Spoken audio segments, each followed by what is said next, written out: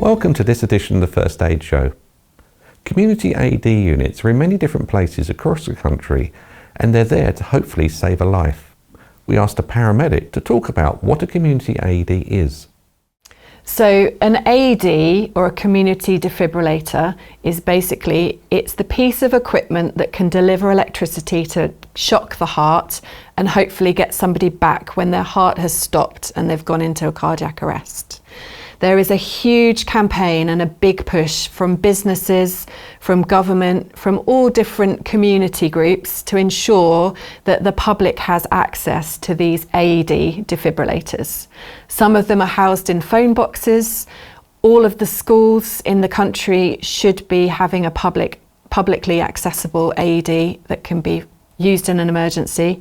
And again, businesses recognise that it's so important to have them to hand, and they are putting them up so that people can use them where needed. Pubs, supermarkets, train stations. It's a great game if you've got children or if you're by yourself, just to spot how many you can see when you're out and about. And I actually have a little personal habit. If I'm in a supermarket and I see that they have an AED, I always ask the person at the checkout, "Oh, would you use that if it was an emergency, or have you been trained?" And I always try to reassure people that anybody can use an AED. I have seen a 5-year-old child, I've given them an AED and they've opened it up in a training mode, and they are able to follow the instructions and effectively deliver a shock in a simulation. So it is perfectly possible for anybody, even if you're not trained, to use an AED, and I encourage you to have a go. The defibrillator cabinets often are secured by a combination code.